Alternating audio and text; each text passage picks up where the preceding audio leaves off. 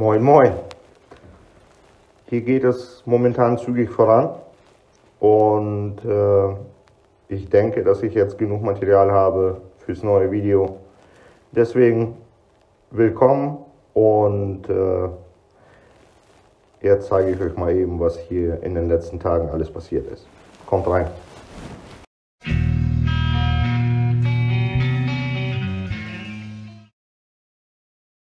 Ja, so sieht es momentan aus. Die erste Schicht Isolierung, die ist verklebt, die ist großflächig mit den Aluplatten verklebt. Da es so viele Anfragen gab bezüglich Isolierung, welchen Weg ich gehe, habe ich mir überlegt, ich mache doch ein Video. Ich werde jetzt kein Rad neu erfinden. Es gibt ja unzählige Videos im Netz, wie man so einen Wohnkoffer isoliert, womit und so weiter und so fort. Hier sind zwei verschiedene Dämmungen verbaut worden. Unten auf dem Boden, das was abgedeckt ist, ist XPS, also normal Styrodor. Ich werde jetzt auch ein paar Bilder einblenden, beziehungsweise den Schnelldurchlauf. Bei dem Boden habe ich die Kamera mitlaufen lassen. Mal eben euch zeigen und dann sehen wir uns wieder.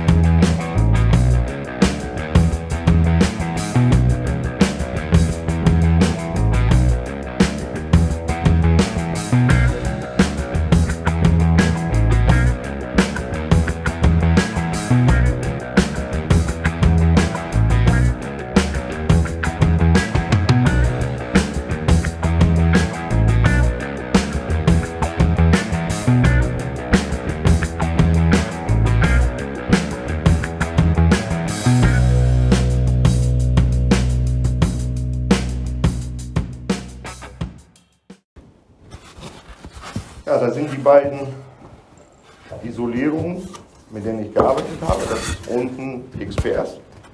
Hier sehen wir die 40 mm Stärke.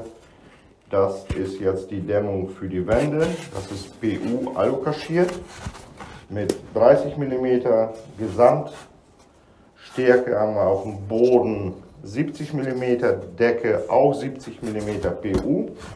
Boden XPS. Warum XPS? Weil es einfach wesentlich trittfester ist als PU-Schaum. Jetzt stellt sich wahrscheinlich die Frage, warum hast du das Zeug nicht auch an die Wände geklatscht? Und der Nachteil bei XPS ist einfach, bei 80 Grad circa fängt das sich an zu verformen. Das muss man sich vorstellen, das wird dann wie ein Schwamm und zieht sich zusammen und löst sich und verformt sich komplett. Da ich das nicht unbedingt in den Wänden haben wollte, habe ich diese Platten gekauft. Und das ist auch das, was man jetzt hier sieht. Und die sind halt, wie gesagt, mit der Aluplatten verklebt worden. In mehreren Schritten. Die Flächen, die Klebeflächen, die habe ich erstmal entfettet, dann angeraucht, genauso wie die Aluplatten selber. Genauso entfettet und angeraut. Dann kam ein Kleber zum Einsatz, wo ich am Anfang echt mit überfordert war. Also die erste Dose, muss ich zugeben, die habe ich weggeschmissen, weil ich die Zeiten überhaupt nicht beachtet habe. Da habe ich halt den Kleber angemischt, das ist ein 2K Kleber. Ich hole den mal eben.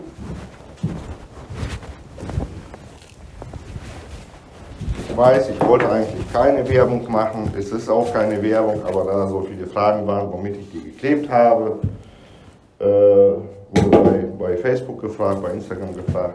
Ich habe die Platten mit Sika Force 7010 geklebt. Die Idee habe ich mir bei dem grünen, sehr bekannten LKW geklaut. Scheint zu funktionieren.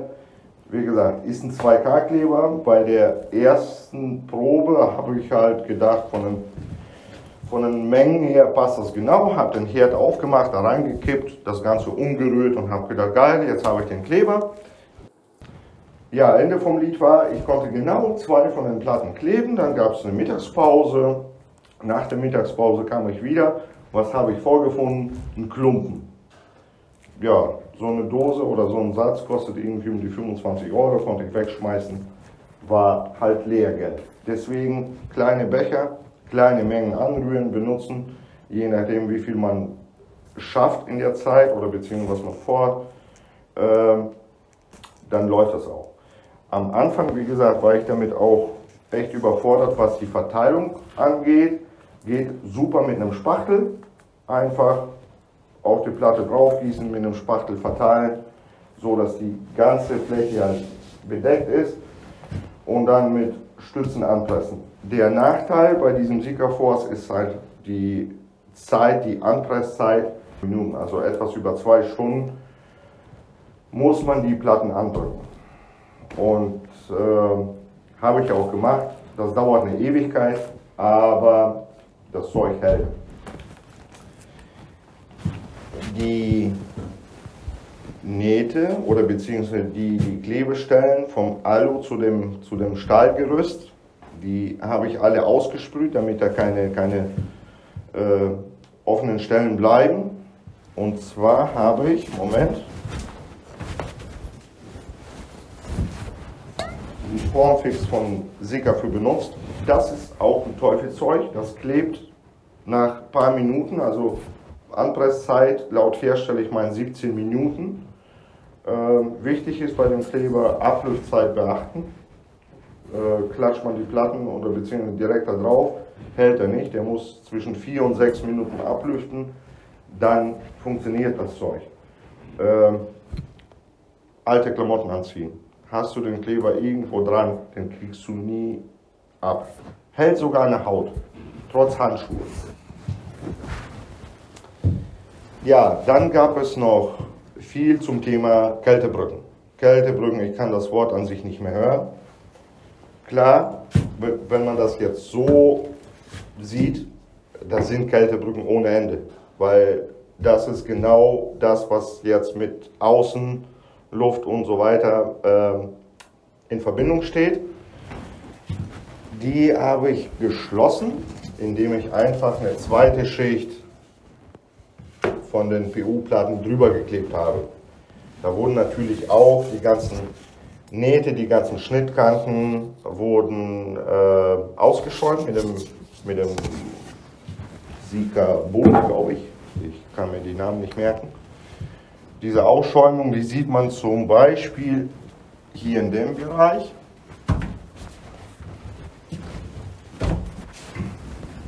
Da oben, die habe ich noch nicht weggeschnitten. Und das Ganze, wenn das dann fertig ist, sieht so aus. Vorne ist schon die erste Wand komplett fertig.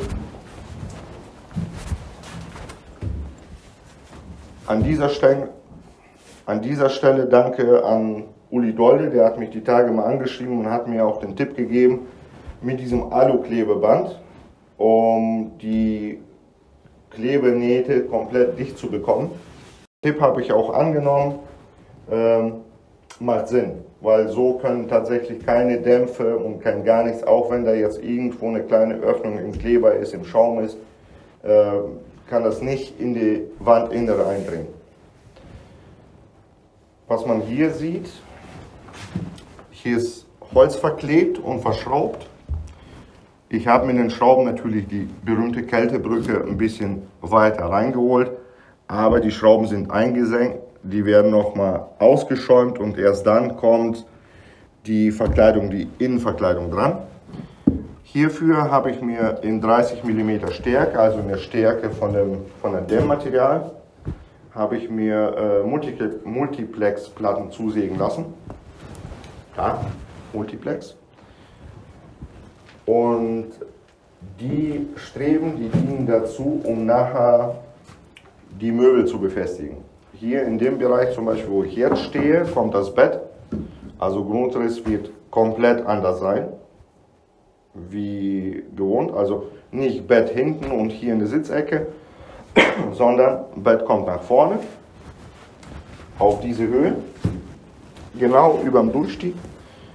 Dahinter entsteht ein Stauraum bis der Durchstiegsklappe. Hier kommt dann Jackie seinen Platz. abgetrennt auch zum Innenraum. Das heißt, er kann dann während der Fahrt nach hinten gehen, kann auch durch die Durchstiegsluke nach vorne gehen. Andere Seite genauso. Und ab hier geht es dann mit dem Wohnraum weiter. Hier kommt ein Schrank, ein Hochschrank bis eine Decke mit einer Waschmaschine und oben einem Bügel oder einer Stange für die Kleiderbügel. Hier kommt ein kleiner Elektrikschrank, auch bis nach oben, wo die ganzen Anzeigen für Strom, fürs Wasser, für keine Ahnung was alle reinkommen. Die möchte ich nicht sichtbar haben, sondern hinter einer Tür versteckt. Ich finde das ein bisschen ja, von der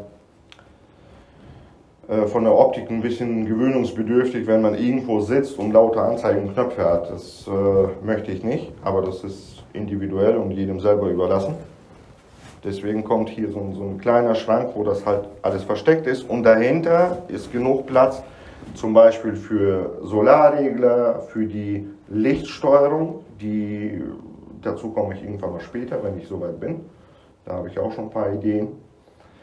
Es bleibt also spannend.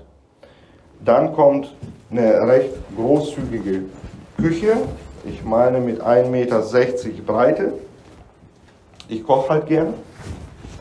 Und mir war wichtig auch ein bisschen Arbeitsplatte zu haben. Hier kommt ein Induktionsherd, gekocht wird auf Strom. Dann kommt ein kleines Waschbecken und halt eine Abstellfläche. Anschließend eine U-Sitzecke, die fängt hier an, hat hier ca. 1,40 Meter Sitzfläche. Dann geht die über die ganze Heckseite oder über das ganze Heck quer rüber und auf die andere Seite bis zur Tür. Eine U-Sitzecke hat sich sehr bewährt bei meinem ersten Wohnwagen, auch von der Anordnung neben der Tür.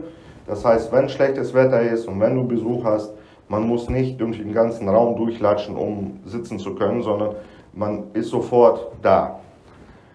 Hier rechts, neben dem Eingang, dieses schräg abgetrennte, da kommt die Dusche hin. Und zwar mit einer Tür, die sich von hier öffnen lässt, so dass man, ich zeige das mal eben, was ich denke oder was ich mir dabei gedacht habe, dass man hier vom Podest zum Beispiel Schuhe, die dreckig sind, einfach in die Dusche abstellen kann. Dann kommt ein WC mit einer Trockentrenntoilette. Nein, es kommt keine Trockentrenntoilette zum Einsatz. Niemals. Es reicht mir schon, wenn ich meine Tütchen mitschleppen muss, wenn ich mit Jackie unterwegs bin. Meine eigenen muss ich da nicht mitschleppen oder möchte ich nicht. Es kommt hier eine Zahaka-Toilette rein, aus Keramik, in der Größe von einer normalen, handelsüblichen Haustoilette. Ein Waschbecken, denke ich mal hier in der Ecke, mit einem kleinen Schrank. Vom Platz her sollte es dicke ausreichen. Ja, so viel zum Thema Grundriss. Ja, als nächstes wird der Koffer also mit der zweiten Schicht Isolierung bestückt. Vorne ist ja schon, die Seite muss noch, das Heck muss noch, die Decke ist soweit fertig, der Boden auch. Dann kommt Holz hier an der Wände, Multiplex Birke 16 mm Stärke an der Wände, 20 mm auf dem Fußboden. Und die Decke, da kommen sehr wahrscheinlich 2 Platten zum Einsatz, weil ich eine kleine Zwischenschicht da haben möchte.